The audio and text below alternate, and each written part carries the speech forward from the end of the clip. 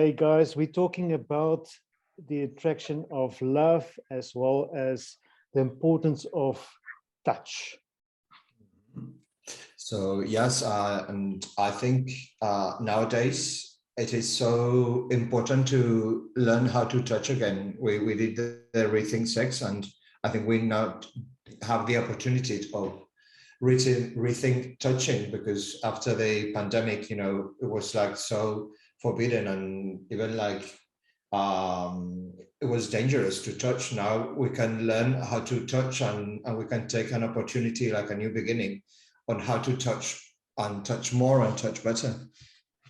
I like this, what you mentioned about the touch as a new beginning, because nevertheless, even with the pandemic or things that was before, was also an issue, especially in the male community, when touch is connected just basically to take, because the touch that we are used to in the gay community is take. I take you, I desire you, I possess you, and I take you, but it's not about giving. And that, I think, is a very important part we should connect to and emphasize. It's not only about me, but it's also about the other. And when I think about the other, it means I touch you, but I give you. And that's one of the very important aspects of tantric studies, which is a conscious touch.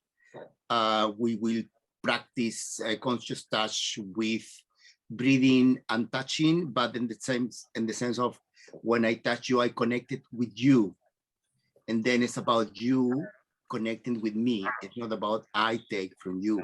So I think this is very important in the time we live, in the circumstances we are, because it's like everything is about separating. Europe, Western Europe separate from the other side of Europe, and West, basically we are in one family.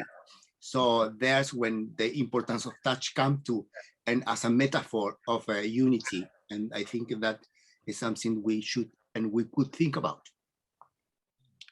Absolutely. Living in Africa, and especially down in South Africa, which is the forest part of Africa, sometimes we feel so disconnected with the rest of the world. If the rest of the world is up in war, it doesn't really affect us, but it does. It is that collective that also affect us. And if we start with conscious touch and conscious living and conscious breathing, we can influence so much more of just our own little bubble. We can influence the whole world, I think. One of the things that you mentioned, that which is interesting, that come to my head immediately, is that when you read the news and when you are in contact with all these media things that comes to, you need to really see where the information comes from. But the first things that come to your head is rage.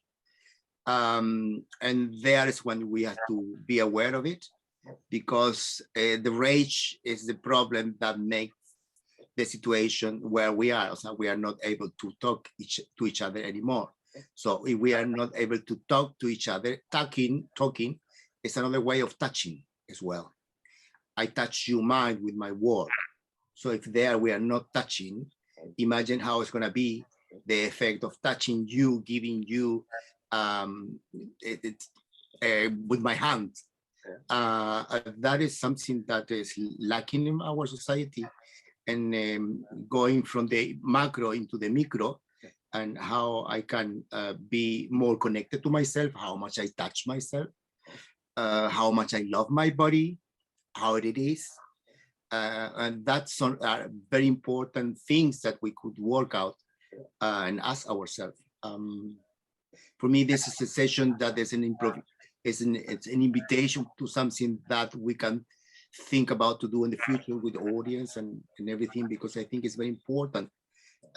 Even if it's something that we have not used to talk too much about it, it's something we should be talk about. Absolutely, yes, and it is part of your mental health. So the World Organization of Health includes touching as a right, on being touched as a right, because we need to be touched.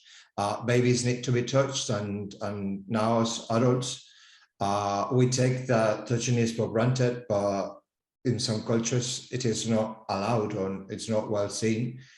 And especially in the LGBT community, there are issues of public display of affection, you know, or holding hands or hugging or kissing in public. And I think that we could also address that in the talk, how we feel about being touched, or when we see people touching outside of the house.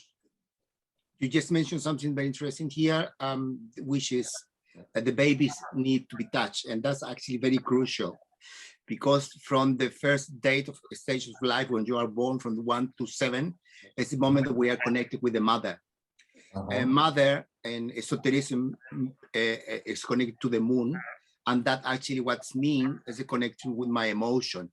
Touching connect to protection, touching connect to the feminine side, touching connect to that kind of communication that is not verbal, it's not in the mind, it's another sense. And that is what is very important to touch. Yesterday I was reading the news, and one of the things that was being said in this war thing that we are in, this patriarch Kirill, whatever, was connecting the war with homosexuality. And I was like, yeah, there we are again, the homosexual, you know. This is a problem now. So it's like, and that is something that is so much in the society, that when we grow up, we felt like it's not the right, well, first in the first place, touch a man is something that is very complicated, you know, because how much your father touched you, how was your connection with your father? Did your father give you a massage, or was only your mother? You know, there are things that are very much in this background, and that really affect not only homosexual, but also men. I wonder, all those people that are in the war, how much they touch each other. And it's not only with weapons. Well, I don't even think they touch each other. I think, how many times do they touch themselves? You know, when you are in conflict or in battle, I don't think there is time to touch yourself. You are in survival mode, and there's no time for touching whatsoever, or even feeling yourself. You are dressed and it's cold, and it looks like there's snow. So really there is not much touch. And I just hope that we, as just the community, in a global sense, can influence by prayer and by meditation to bring some peace to all of this craziness. I just want to mention something very interesting, funny actually, because we were talking about the touch of the soldier, whatever. And it's actually, I was reading yesterday in The Guardian that one of the way that British intelligence knew that the invasion is going to happen is that because a lot of soldiers, homosexual soldiers on the Russian side, they were connected to gay apps in the Grindr or whatever.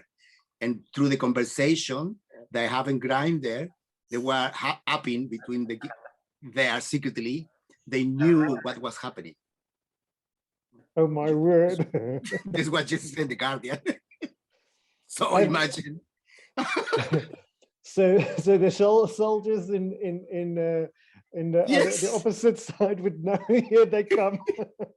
Oh, come. Yeah. Anyway. Exactly. So you talked about, Mr. Victor, you talked about the micro and the micro orbit and energy. Can you explain about what is macro and what is micro? And here, for example, the macro is actually what is happening around you, that touch us. I mean, you can even live in your own bubble. And what is happening outside, which is also part of is part of the world, and we're part of it. So this macro, at that moment, is an invasion of information that changed from COVID into a danger of a nuclear war, basically. And here in Amsterdam, everybody was buying already these yodum things, pills, because they think there's going to come these waves of radiation, whatever. This is the macro. This is what we see, the politics, the outside world, basically, the world out there. And the micro will be what is happening to you, how you feel, what is basically your head, where it goes, and how you are being in your daily life. And that two things are connected. For example, I always remember sometimes people say, okay, if the shit doesn't come to my door, it's not there, which is wrong, which is a big wrong, because we cannot be disconnected to the outside world. Doesn't mean you need to be there, really, manifesting or whatever, but this means that it's also is affecting you, and you need to acknowledge that, and how you can process that information that does not affect you negative, that you can fall in depression, or because I have many friends that they are really affected by, and how we can do that, that's why meditation is important. That's why change the ship is important. The feeling of like, I feel like, oh, okay, I want to go out to kill Russia. Here in Amsterdam, you see, last year, just I read in the newspaper, in Amsterdam, there was all this in the Christian Patriarch, ¿cómo se llama? Orthodox Church in Amsterdam. They were painting the Z, which is the symbol of basically the Z, the Zorro, is the symbol of pro-Russia, and it was already in the doors of the church, and that is complicated. There were also situations where shops with the title of a Russian, whatever shop market, there were also broken. Neighbors that they have a Russian neighbors that were kicked out of the house.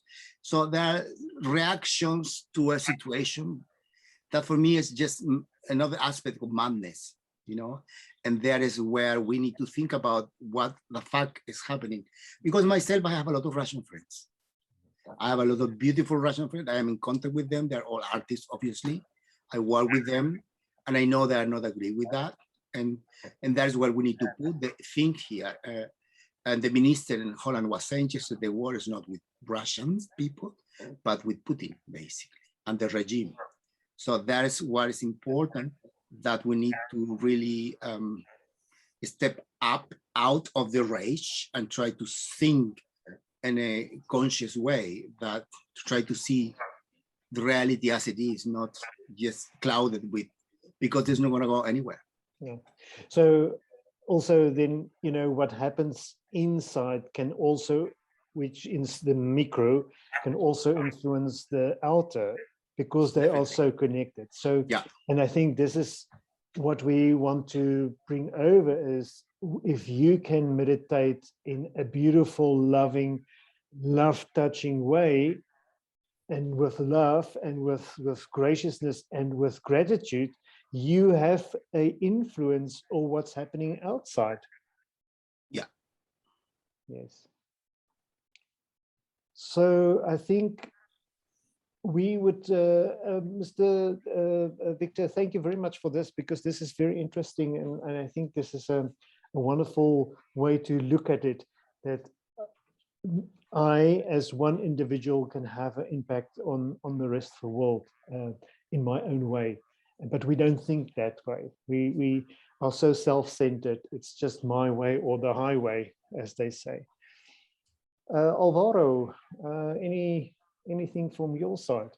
Well, I'd like to, maybe it's a bit brainy, but I like when you propose talking about touching, there is like a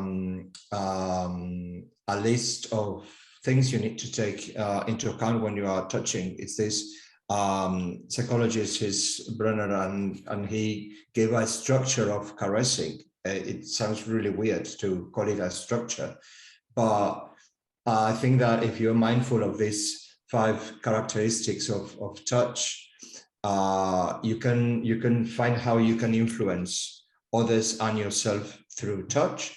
So the first touching, we call it just like a caress or massage, as Victor said, or even hitting. That can be a sort of caress, because it's, you know, you do it with your hands and you do it on someone other person's body. But also, you know, talking to a person is also a caress. So the first thing he likes to focus on is on sincerity, because we have different levels of sincerity. And if you're caressing, or if you are touching in a group, you're gonna touch everybody at a different level of sincerity. People whom you know well is going to be a more intimate touch, and people who you don't really know well is going to be like an affectionate touch, but it's not going to be the same. And then this leads into personalization. So how well do I know you? And again, because I'm thinking in a group, like in a Tantra group, when you try to depersonalize the person in the group. So you try to treat everybody the same, but in real life you don't. You don't touch your neighbor, but you keep eye contact, and you are acknowledging the other person, but you are not touching it, or him or her. And then the adequacy, they call it, and I find it's the mindful part of it, because it's taking away what's superficial. So in touching, you need to be mindful and touch meaningfully, receive from that touch, absorb from that touch, but also give. And then dosification, or how often you do it.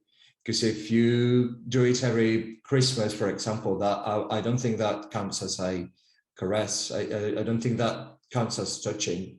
So you need to do it as often as the person needs to do it, and you need to give it. You need to be autonomous in giving. You need to be like spontaneous. You have to be spontaneous. You just can't, you know, count it with a dropper. And then the fifth category would be, why do you do it? And I think the importance of value is, you recognize the person as a physical entity, but also you give him value. So everybody likes to be acknowledged, and everybody likes to acknowledge people by touch. And maybe this all was a bit brainy, but it helps us think, you know, how you like to be touched and how you like touching. And for example, I also relate it a lot to fabrics. So, for example, in Tantra, we use this sort of sarongs, and they're soft and they're running. So, you know, it feels like there's another hand touching you. But also there are, I love cashmere, like cashmere, it's a bit bougie, I know. But, you know, this is my favorite touch, and I can touch myself just wearing a cashmere scarf or a cashmere sweater, and it's like a prize for me. So you can give yourself caresses, and not only with your hands. You can use other stuff to give you a caress, to touch yourself.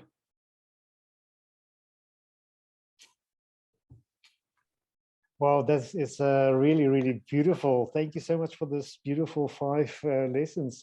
I think if we can work on those things, that will be wonderful. And not, you know, like you said, it's so wide, and you can really, really work with those 5 things. Yeah, and if we had an upper conversation, it would be really interesting to find out what everybody likes. You know, the sort of touch. Maybe I like the touch of leather too. I like but now that I'm touching, it's like I need to have it around. You know, Yeah. So warm and cozy, and it's not cold really, but it feels fantastic. Or the feeling of hair, not just the hands, you know, because we tend to think hands, or we tend to think shoulders, but we can caress in so many ways. And as Mr. Victor said, just talking, because it's also prana. I think it's a matter of prana. Mm-hmm. Thank you, Alvaro. Mr. Victor, do you want to add something? Well, not really. Actually, Alvaro kind of closed the whole aspect, and I think is what is important is that for me, this is an open discussion, conversation that we can introduce later with the participants and to see how they feel that and how basically we can help people to open up about it, because it's all about that. So from my side, I would love you to touch yourself and then also touch other people's hearts, and not other people, but also from both sides of the world, from the pro and the other side as well, and touch their hearts in a non-touchy way, but with energy, so that there can be quite possibly peace in returning to our world. Thank you very much, guys. If you want to say something else, Alvaro. Not really. It's very millennial thing, I guess. If not you, who, right? Like, if I don't do something, who is going to do it? And then it's, you know, very old school. Then the St. Francis of Assisi prayer, like, I want to be an instrument for peace. So it's me from the micro, you know, from the local to the global. I have to start doing something because it will impact the greater ground. Would you like to read us that poem, please? Sorry, so maybe instead of reading a prayer, we can name the intention of the prayer. So it would be like, I want to be an instrument of peace. Where there is hatred, let me sow love. Where there is injury, pardon. Where there is doubt, faith. Where there is despair, hope. Where there is darkness, light. And where is sadness, joy. So just by thinking about that, it will be like a meditation. Oh, Divine Master, grant that I may not so much seek to be consoled as to console, to be understood as to understand, to be loved as to love. For it's in giving that we receive, and it's in pardoning that we are pardoned. So I think that's very inspiring. Thank you, Alvaro. Thank you, Mr. Victor. And thank you for this beautiful, beautiful poem. And I think let us all be instruments of what we want to see in the world. Thank you so much. Keep well, guys.